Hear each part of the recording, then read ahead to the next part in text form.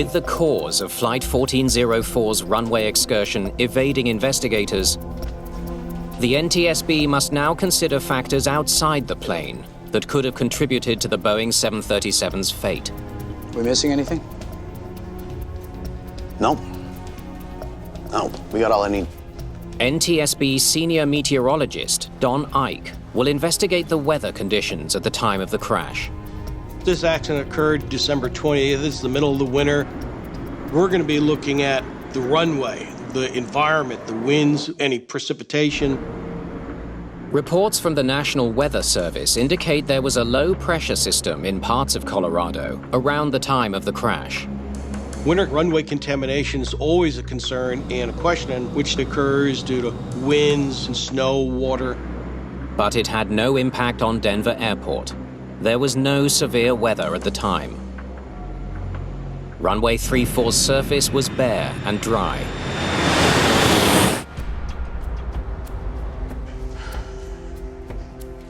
Well, whatever it was, it happened real fast. Investigators now turn their attention to the crosswinds during takeoff. It looks like weather veining to me. Weather veining occurs when a crosswind pushes a plane's tail, causing the nose to point into the wind. A pilot must apply rudder to counteract this movement. A 737-500 can handle crosswinds up to 33 knots. But if the gusts are stronger, Might have been enough to blow the plane off the runway. English needs to confirm that the pilots weren't attempting to take off in crosswinds that exceeded the safety limits for the 737. all right, cue up ATIS.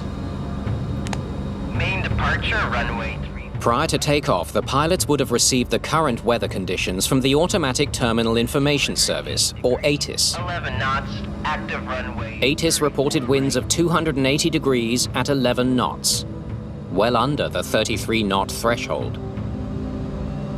But pilots don't just rely on ATIS. Air traffic control also provides specific runway winds right before takeoff. 1404, wind 270 at 27. Investigators speak with the controller on duty that night. Thanks for taking the time for us. Of course. Okay, so what were the conditions at takeoff? Well, I checked the winds just before. Continental 1404, wind 270 at 27. The controller told the crew to expect 27-knot winds on runway 34, a speed still below the crosswind limit of 33 knots. Anything else that could help explain what happened? No. I'm as stumped as you guys.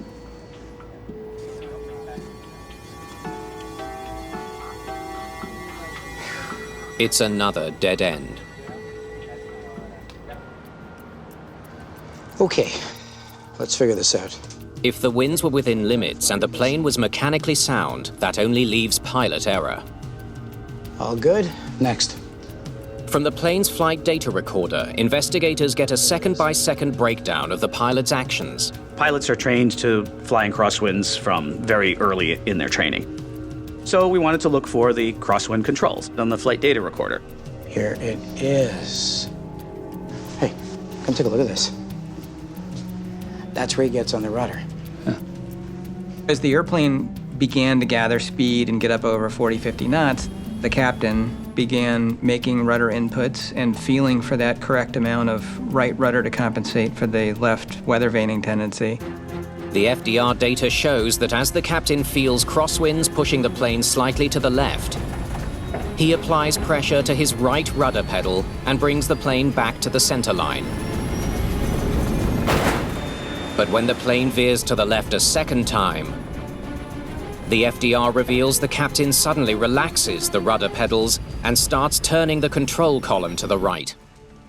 And then for some reason, he stops using his rudder. Yeah, but why?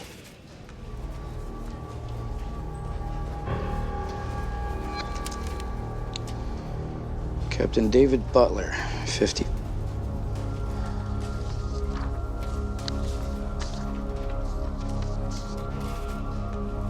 This guy used to land fighters on aircraft carriers.